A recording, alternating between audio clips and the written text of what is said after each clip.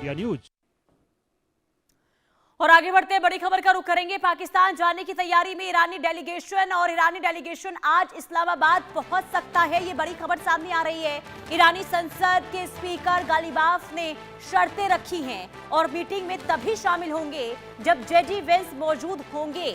JD Vance के पाकिस्तान जाने पर अभी भी संशय बना हुआ है। हालांकि डोनाल्ड ट्रंप की तरफ से दावा किया गया था कि जेडी वेंस पाकिस्तान के लिए रवाना हो चुके हैं, लेकिन वो दावा गलत साबित हुआ है और कल यानी कि सोमवार को जेडी वेंस को देखा गया वॉशिंगटन में। और दूसरी तरफ ये बहुत बड़ी खबर सामने आ रही है कि ईरानी डेलीगेशन आज इस्लामाबाद पहुंच सकता है।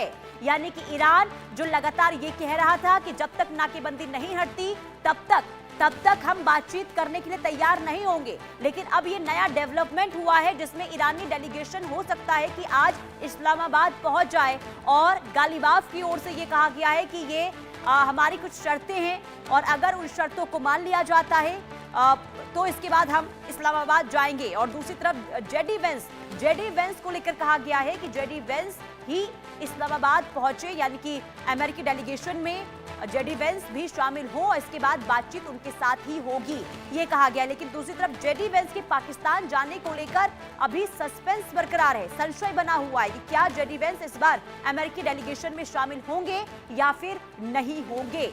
ये बड़ी खबर, क्योंकि कल देखिए सीज फायर खत्म होने वाला है और उससे पहले ये जरूरी हो जाता है कि अमेरिका और ईरान के बीच एक बार फिर बातचीत हो, दूसरे दौर की बातचीत हो, ताकि आगे क्या स्थिति अब दोनों देशों की तरफ से होगी ये देखना काफी अहम होगा।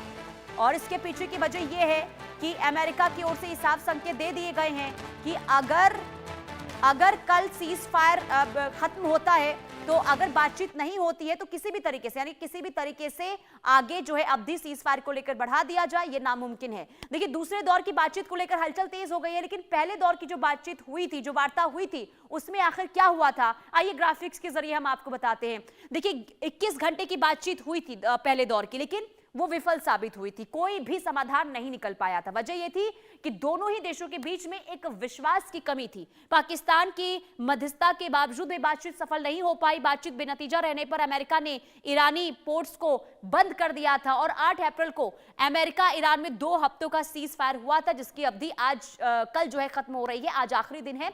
और कुल मिलाकर देखिए 2 दिनों की बातचीत हुई थी, 11 और 12 अप्रैल को 21 घंटे की ये बातचीत हुई थी, जिसमें कोई समाधान नहीं निकला था। जैसे मैंने पहले बताया कि दोनों देशों के बीच अविश्वास था और जिस वजह से एक बहुत बड़ी वजह मानी गई थी इस बातचीत को विफल साबित होने के पीछे।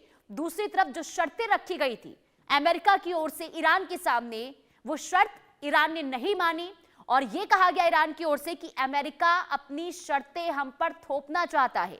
तो दूसरी तरफ अमेरिका की ओर से प्रतिक्रिया सामने आई थी कि ईरान चाहता ही नहीं है कि युद्ध विराम हो और इसलिए ये बातचीत जो है बेनतीजा हुई है।